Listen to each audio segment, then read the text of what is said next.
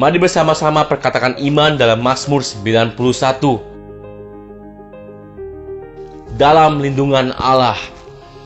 Orang yang duduk dalam lindungan yang maha tinggi dan bermalam dalam naungan yang maha kuasa akan berkata kepada Tuhan, tempat pelindunganku dan kubu pertahananku, Allahku yang kupercayai.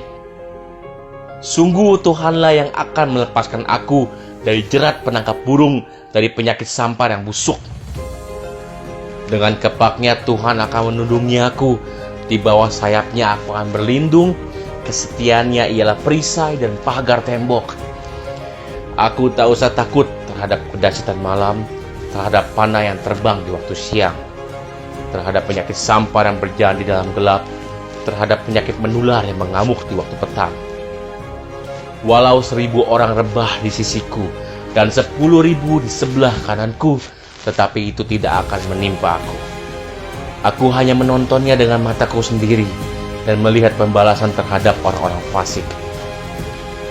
Sebab Tuhan ialah tempat perlindunganku, yang maha tinggi telah kubuat tempat perteduhanku. Malapetaka tidak akan menimpa aku, dan tulah tidak akan mendekat kepada kemahku. Sebab malaikat-malaikatnya akan diperintahkannya kepadaku untuk menjaga aku di segala jalanku. Mereka akan menatang aku di atas tangannya, supaya kakiku jangan terantuk kepada batu. Singa dan ular tedung akan kulangkahi. Aku akan menginjak anak singa dan ular naga. Sungguh hatiku melekat kepada Tuhan, maka Tuhan akan meluputkan aku. Tuhan akan membentengi aku, sebab aku mengenal namanya. Bila aku berseru kepada Tuhan, Tuhan akan menjawab aku. Tuhan akan menyertai aku dalam kesesakan. Tuhan akan meluputkan aku dan memuliakan aku. Dengan panjang umur akan Tuhan kenyangkan aku, dan akan Tuhan perlihatkan kepadaku keselamatan daripadanya. Amin. Mari saya undang jemaat yang dikasihi Tuhan untuk kita bersama-sama memperkatakan apa yang dimaksud dengan Pentakosta ketiga. Pentakosta ketiga adalah pencurahan Roh Kudus yang dahsyat di zaman ini melebihi yang terjadi di Azusa Street. Pentakosta ketiga akan mengakibatkan penuaian jiwa yang terbesar dan yang terakhir sebelum Tuhan Yesus datang kembali. Pentakosta ketiga akan membangkitkan generasi Yeremia, yaitu anak-anak muda yang dipenuhi Roh Kudus, cinta mati-matian kepada Tuhan Yesus, tidak kompromi terhadap dosa, dan akan bergerak untuk memenangkan jiwa. Pentakosta ketiga lahir di Indonesia dan bergerak ke bangsa-bangsa. Gerakan ini dari timur ke barat dan akan kembali ke Yerusalem. Pentakosta ketiga akan memberikan kuasa untuk menyelesaikan amanat agung, dan setelah itu Tuhan Yesus datang kembali. Amin.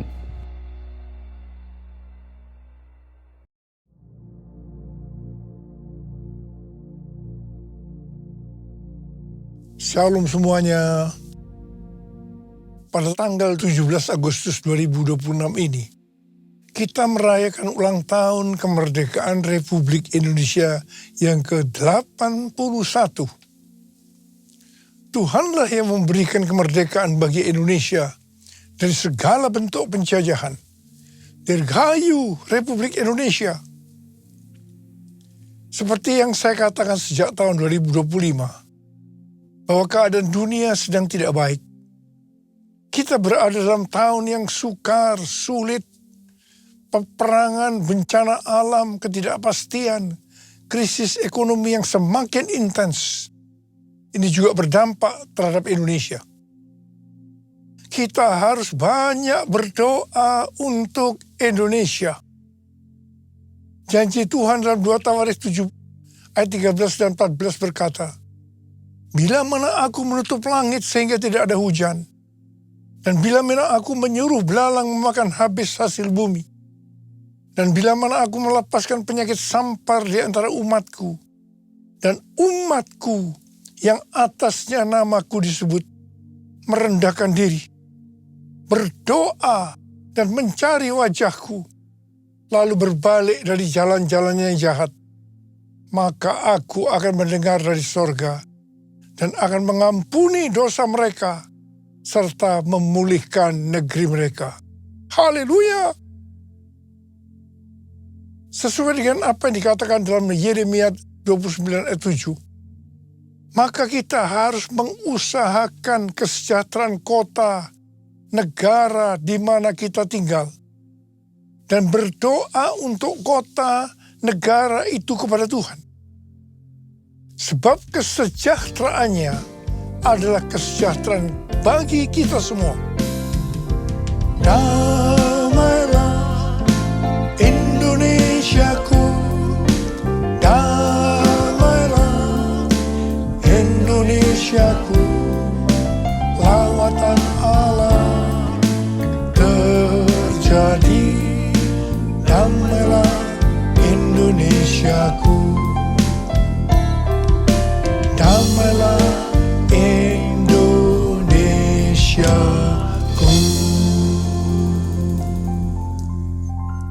Pada bulan Agustus ini yang merupakan bulan bersejarah bagi bangsa Indonesia, Tuhan juga mengingatkan kepada kita orang percaya bahwa kita sudah dimerdekakan dari penjajahan hukum dosa dan hukum maut. 2 Korintus 3 ayat 17 berkata, sebab Tuhan adalah roh, dan di mana ada roh Tuhan, di situ ada kemerdekaan. Kita sebagai orang percaya adalah orang merdeka, karena roh Tuhan ada di dalam kita. Haleluya! 1 Korintus 6 ayat 19 dan 20 berkata, atau tidak tahukah kamu bahwa tubuh kamu semua adalah bait Roh Kudus yang tinggal di dalam kamu, roh yang kamu peroleh dari Allah, dan bahwa kamu bukan milik kamu sendiri, sebab kamu telah dibeli dan harganya telah lunas dibayar. Karena itu, muliakanlah Allah dengan tubuhmu. Sesuai dengan Roma 10 ayat 9 dan 10.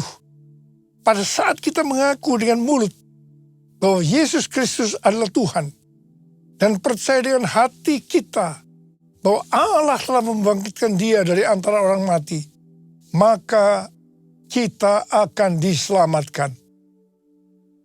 Sebab dengan hati orang percaya sehingga dibenarkan, dan dengan mulut orang mengaku sehingga diselamatkan.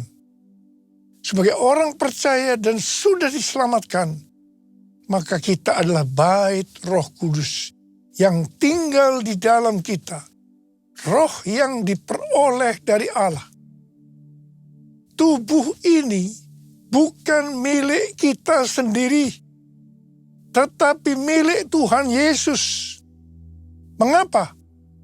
Sebab kita sudah dibeli dari tangan iblis dengan darah Tuhan Yesus, dan harganya sudah lunas dibayar. Ya, sebelum kita percaya kepada Tuhan Yesus, kita di bawah kekuasaan iblis. Setelah menjadi orang percaya, kita adalah milik Tuhan Yesus. Karena itu kita harus memuliakan Allah dengan tubuh kita. Roma 12 ayat 1 berkata, oleh kemurahan Allah, aku menasihatkan kamu, supaya kamu mempersembahkan tubuhmu sebagai persembahan yang hidup, yang kudus, dan yang berkenan kepada Allah. Itulah ibadahmu yang sejati.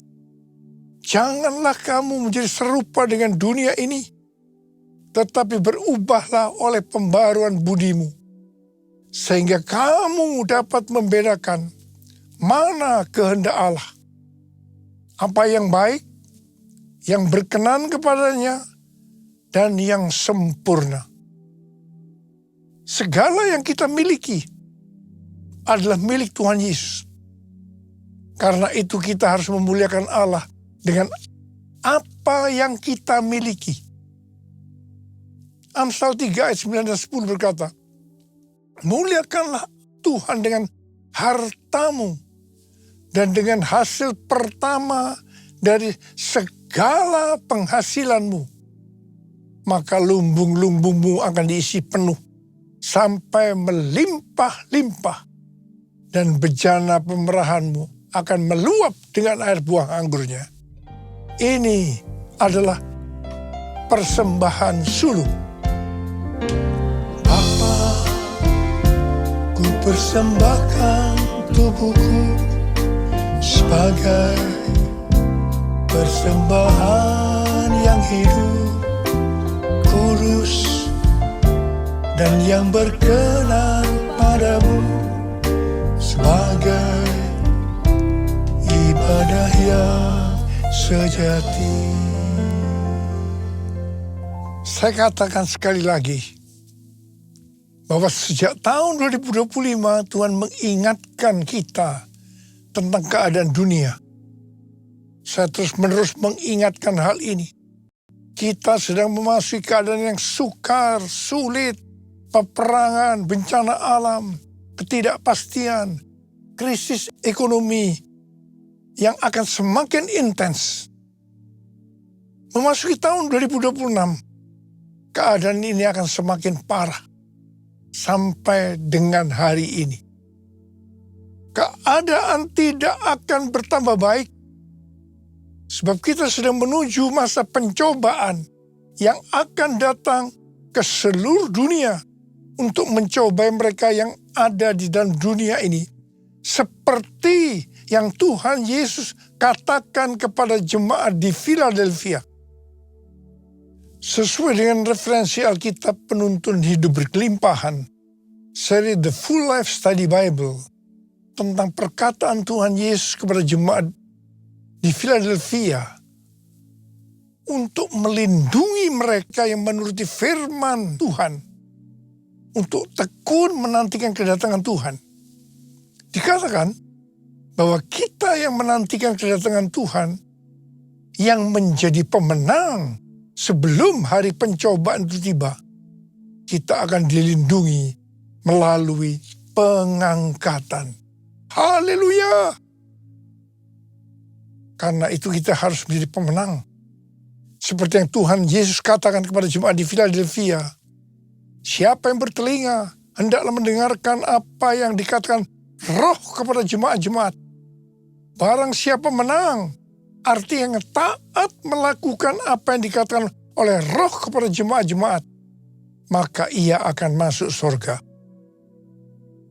Dengan keadaan dunia seperti sekarang ini, banyak di antara kita, terutama anak-anak muda yang mengalami depresi, frustasi. Ada beberapa di antara mereka yang punya keinginan untuk bunuh diri. Tuhan berpesan kepada kita melalui Filipi 4 ayat 6 yang berkata, janganlah khawatir tentang apapun juga. Janganlah khawatir tentang apapun juga. Tetapi nyatakanlah dalam segala hal keinginanmu kepada Allah dalam doa dan permohonan dengan ucapan syukur.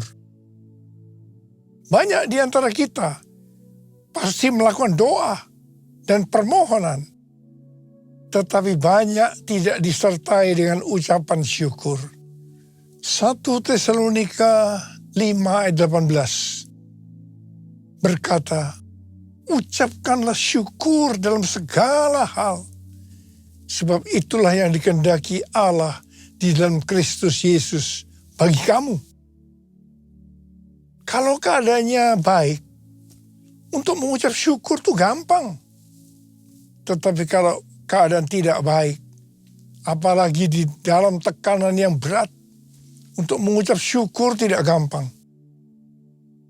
Tetapi kalau kita mau melihat mujizat Tuhan terjadi dalam kehidupan kita, maka kita harus melakukan yang dikehendaki oleh Tuhan Yesus Kristus bagi kita, yaitu harus mengucap syukur dalam segala hal, enak maupun tidak enak.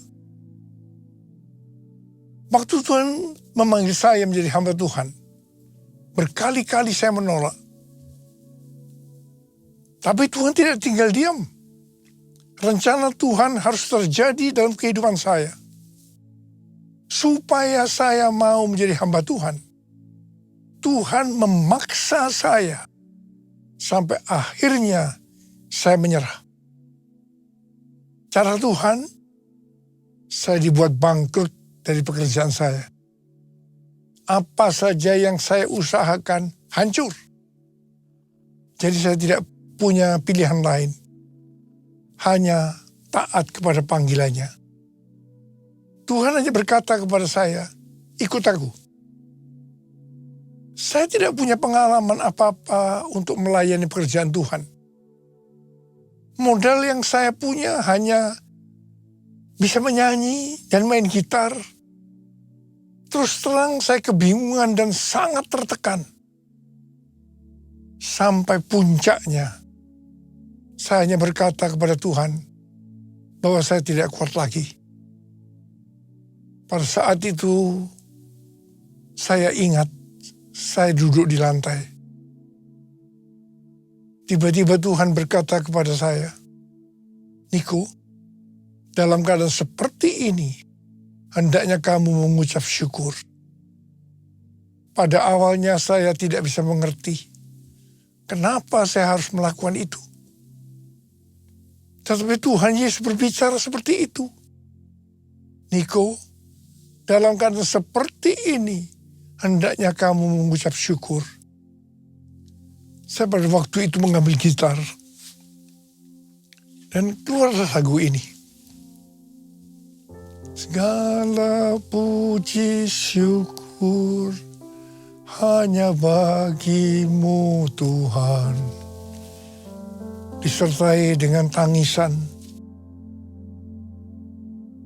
Saya menyanyikan lagu ini.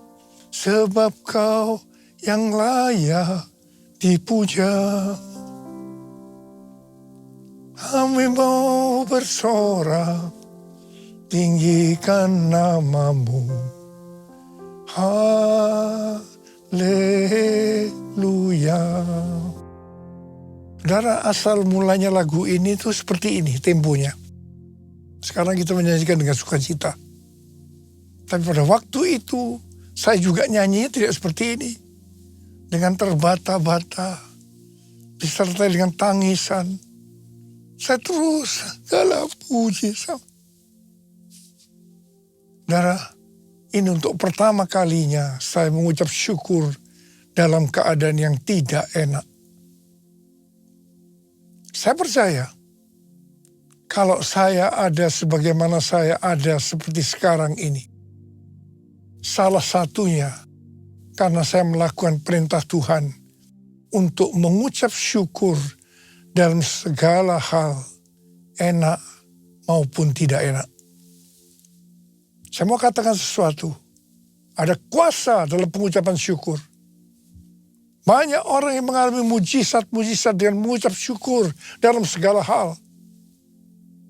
Ada yang mengalami seperti yang terdapat dalam 1 Korintus 2 ayat 9. Apa yang tidak pernah dilihat oleh mata, dan tidak pernah didengar oleh telinga, dan tidak pernah timbul dalam hati manusia, yang disediakan Allah bagi mereka yang mengasihi Dia.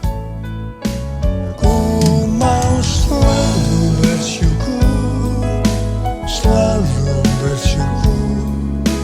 Kau Tuhan yang setia, yang selalu menopang. Ku mau selalu bersyukur, selalu bersyukur. Kau Bapa-Ku yang setia, Kau Bapa-Ku yang setia. Hari-hari ini saya terus-menerus dengan bertalu-talu minta kepada Tuhan untuk lebih mengerti akan isi hati Tuhan. Lebih mengerti akan tuntunan Tuhan untuk kehidupan ini. Tuhan menjawab dalam Yeremia 33 ayat 3. Berserulah kepadaku, maka aku akan menjawab engkau dan akan memberitahukan kepadamu hal-hal yang besar dan tidak terfahami. Hal-hal yang tidak kau ketahui.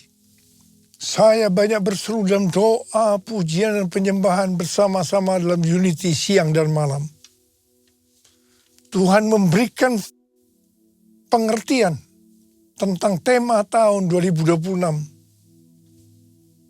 Tahun 2026 adalah tahun amanat agung. Begitu memasuki tahun amanat agung, keadaan dunia menuju kepada keadaan yang tidak baik. Lebih lagi, untuk menyelesaikan amanat agung, yaitu supaya Injil diberitakan di seluruh dunia, menjadi kesaksian bagi semua bangsa. Supaya kita memuridkan bangsa-bangsa, goncangan-goncangan harus terjadi.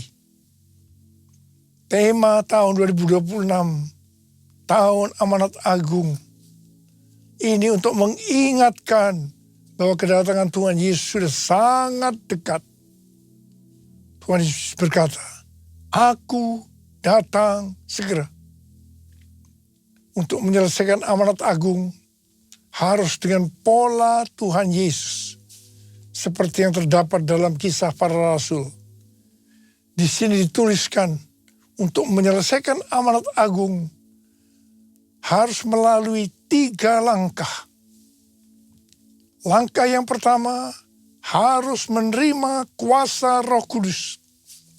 Waktu Tuhan Yesus akan naik ke sorga, Dia memberikan pesan yang terakhir kepada murid-muridnya dalam Kisah Para Rasul 1 ayat 8. Tetapi kamu akan menerima kuasa kalau Roh Kudus turun ke atas kamu, dan kamu akan menjadi saksiku di Yerusalem dan di seluruh Yudea dan Samaria dan sampai ke ujung bumi. Penyelesaian amanat agung dimulai dari Yerusalem.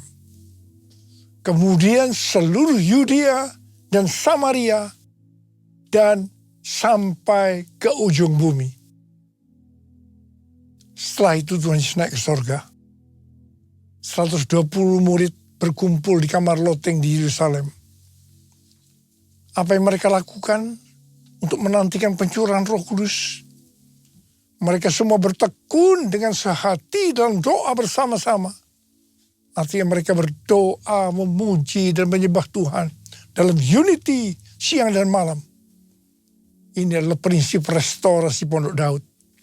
Ini adalah prinsip menara doa. 10 hari setelah melakukan ini, pada hari raya Pentakosta, tiba-tiba terdengarlah bunyi seperti tiupan angin keras memenuhi ruangan itu. Dan tampaklah lidah-lidah seperti nyala api yang bertebaran dan hinggap kepada kepala mereka masing-masing. Mereka dipenuhi Roh Kudus. Mereka berkata-kata dalam bahasa-bahasa lain, seperti yang diberikan oleh Roh Kudus itu kepada mereka untuk dikatakan. Itu adalah bahasa roh. Apa yang terjadi setelah murid-murid dipenuhi dengan Roh Kudus? Hal yang pertama, Petrus berkhotbah sekitar 5 menit. 3.000 orang bertobat dan dibaptis. Dan hal yang kedua, setelah murid-murid dipenuhi dengan Roh Kudus, mereka dipakai oleh Tuhan untuk menyatakan tanda-tanda dan mujizat, sehingga banyak orang yang bertobat. Hal yang ketiga, setelah murid-murid dipenuhi dengan Roh Kudus, maka cara hidup mereka berubah. Sehingga banyak orang yang bertobat. Perubahan-perubahan yang terjadi dalam cara hidup jemaat yang membuat banyak orang bertobat adalah yang pertama, mereka bertekun dalam pengajaran rasul-rasul. Bagi kita, ini juga bisa diartikan mereka suka membaca Alkitab. Yang kedua, mereka suka berdoa dan hidup dalam unity. Yang ketiga, mereka suka memberi. Yang keempat, mereka suka memuji Allah dan bergembira. Tulus hati atau hidup berintegritas. Alkitab katakan bahwa mereka disukai semua orang. Dan tiap-tiap hari jumlah orang yang diselamatkan bertambah. Haleluya! Langkah kedua untuk menyelesaikan amanat agung menurut Kisah Para Rasul adalah melalui aniaya. Setelah Stefanus dibunuh, terjadi aniaya bagi pengikut Kristus. Kecuali para rasul, mereka lari ke Yudea dan Samaria sambil memberitakan Injil. Jadi awalnya amanat agung hanya terjadi di Yerusalem. Untuk sampai ke Yudea dan Samaria, mereka harus mengalami aniaya. Mereka tadinya ada di zona nyaman di Yerusalem. Siapa yang tidak mau menjadi orang Kristen dengan keadaan yang seperti itu? Tetapi amanat agung belum selesai. Sebab selain Yerusalem, amanat agung harus terjadi di Yudea dan Samaria. Supaya mereka mau menyelesaikan amanat agung sampai Yudea dan Samaria. Tuhan izinkan aniaya terjadi. Metode ini tetap terjadi sampai hari ini. Aniaya terhadap gereja masih diizinkan supaya amanat agung selesai. Langkah yang ketiga, supaya amanat agung selesai menurut Kisah Para Rasul, yaitu terjadi perubahan paradigma dalam pelayanan. Tadi dikatakan bahwa amanat agung dimulai dari Yerusalem, ke Yudea dan Samaria, dan sampai ke ujung bumi. Jadi pada waktu itu pengertian keselamatan hanya untuk orang Yahudi saja. Karena itu amanat agung hanya di Yerusalem, Yudea, dan Samaria saja. Untuk supaya sampai ke ujung bumi. Artinya supaya bangsa-bangsa lain juga mendapatkan keselamatan. Maka Tuhan memberikan keselamatan untuk orang yang bukan Yahudi. Yaitu Kornelius. Pada awalnya mereka tidak bisa menerima akan hal ini. Tetapi dengan berjalannya waktu, akhirnya mereka bisa mengerti bahwa keselamatan bukan hanya untuk orang-orang Yahudi saja. Tapi untuk semua bangsa, termasuk bangsa Indonesia. Haleluya! Hari-hari ini kita banyak melihat perubahan paradigma dalam pelayanan untuk menyelesaikan amanat agung. Termasuk membuka gereja baru, di mana tempat yang dipakai bukan hanya di gedung gereja saja. Cara ibadah dengan doa, pujian, penyembahan, termasuk bahasa roh, untuk memuji dan menyembah Tuhan. Juga Tuhan memberikan pengertian tentang Pentakosta ketiga. Tuhan memberikan visi kepada gerejanya di seluruh dunia, bahwa target untuk menyelesaikan amanat agung tahun 2033. Juga penggunaan media online secara meluas. Semua ini untuk menyelesaikan amanat agung. Setelah itu, sesuai dengan Matius 24 ayat 14 yang berkata, dan Injil kerajaan ini akan diberitakan di seluruh dunia menjadi kesaksian bagi semua bangsa. Sesudah itu barulah tiba kesudahannya. Tuhan Yesus datang kembali. Maranatha, Tuhan Yesus datanglah segera. Mari angkat tangan kita. Syukur ku naikkan padamu, sembah ku hanya bagimu, bagi anak domba yang datang jadi raja.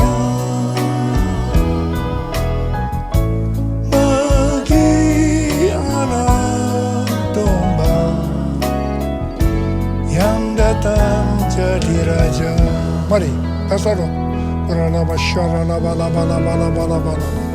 Sembah dia.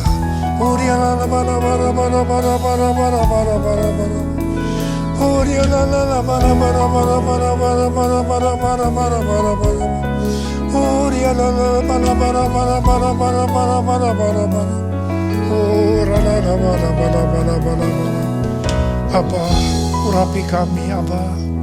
Urapi anak-anak-Mu yang sedang menanti-nantikan kedatangan Tuhan. Urapi kami. Taruh tangan di kepala masing-masing. Urapi kami. Terima pengurapan Tuhan. Terima.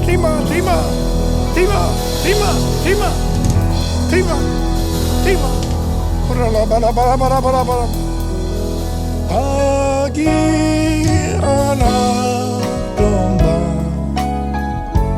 yang datang jadi raja, bagi anak domba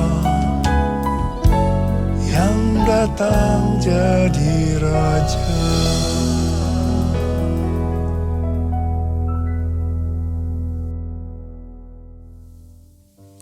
Kita akan masuk dalam perjamuan kudus. Perjamuan kudus adalah perjamuan Tuhan Yesus sendiri. Setiap kali kita masuk dalam perjamuan kudus, kita akan mengingat ayat ini. Sebab setiap kali kamu makan roti ini dan minum cawan ini, kamu memberitakan kematian Tuhan sampai Ia datang. Perjamuan kudus adalah perjamuan Tuhan Yesus sendiri. Setiap kali kita masuk dalam perjamuan kudus, Yesus selalu berkata, biarlah ini menjadi peringatan akan daku. Peringatan akan daku. Karena itu arahkan hati kita kepada kebaikan Tuhan. Supaya kita lebih mengasihi Tuhan Yesus. Kita lebih mengasihi satu dengan yang lain.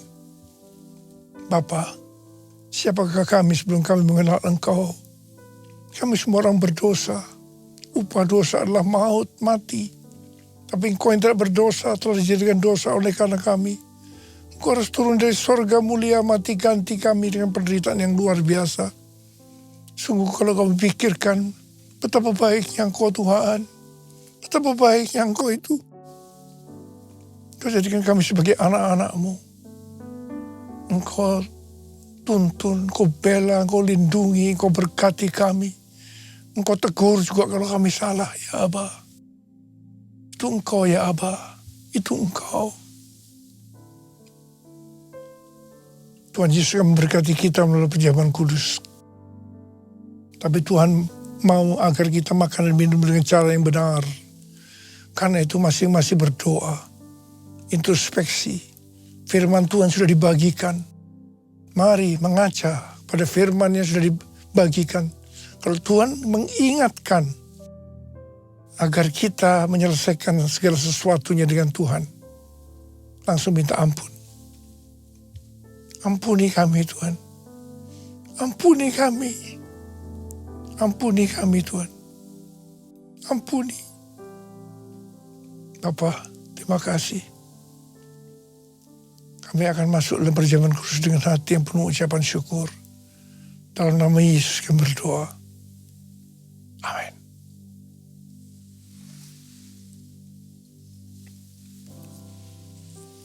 Mari, angkat roti di tangan kanan kita tinggi-tinggi.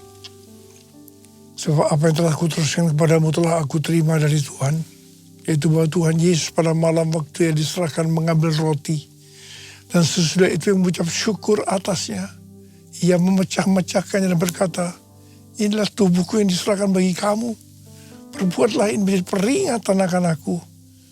Sudah dikasih Tuhan, bukankah roti yang kita pecah-pecahkan ini adalah persekutuan kita dengan tubuh Kristus.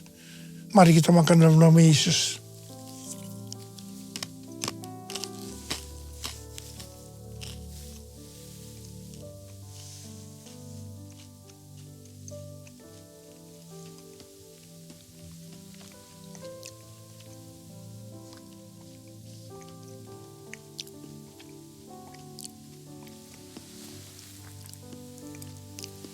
Angkat cawan di tangan kanan kita tinggi-tinggi. Demikian juga ia mengambil cawan sesudah makan, lalu berkata, cawan ini adalah perjanjian baru yang dimeteraikan oleh darahku. Perbuatlah ini setiap kali kamu meminumnya, menjadi peringatan akan aku. Supaya kasih Tuhan, bukan cawan pengucapan syukur. Yang atas kita ucapkan syukur adalah persekutuan kita dengan darah Yesus. Mari kita minum dalam nama Yesus.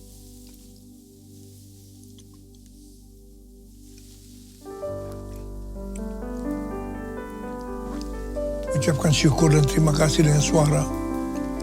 Tuhan, kami bersyukur Tuhan. Kami bersyukur dan terima kasih ya Tuhan. Kami bersyukur dan terima kasih ya Tuhan. Oh, angkat tangan saudara. Saat ini Kau sedang menyembuhkan yang sakit ya Tuhan. Kau sedang membebaskan yang terikat. Kau menghibur yang susah. Kau menguatkan yang lemah. Kau memberikan pengharapan yang baru bagi yang datang dengan kudus pengharapan. Tuhan terima kasih. Tuhan terima kasih. Tuhan terima kasih. Tuhan makasih Yesusku. Terima kasih Yesusku. Puji syukur hanya bagi Tuhanku. Terima kasih Yesusku. Terima kasih Yesusku. Puji syukur hanya bagi Tuhanku. Terima kasih Yesusku. Terima kasih Yesusku. Puji syukur hanya bagi Tuhanku. Terima kasih Yesusku. Terima kasih Yesusku. Puji syukur hanya bagi Tuhanku. Puji syukur hanya bagi Tuhanku. Puji syukur hanya bagi Tuhanku.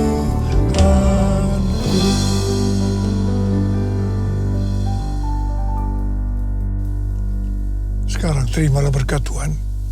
Kasih karunia yang berlimpah-limpah daripada Allah Bapa dan Anak yang tunggal Yesus Kristus. Persekutuan yang manis dengan Roh Kudus menyertai kita semua mulai hari ini. Sampai Tuhan Yesus datang menjemput kita di awan-awan dan bahkan sampai selama-lamanya. Yang percaya bersama-sama katakan, amin.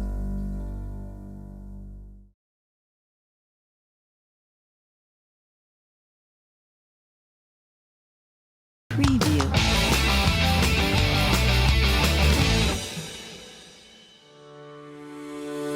Salam, jemaat yang dikasihi Tuhan Yesus Kristus.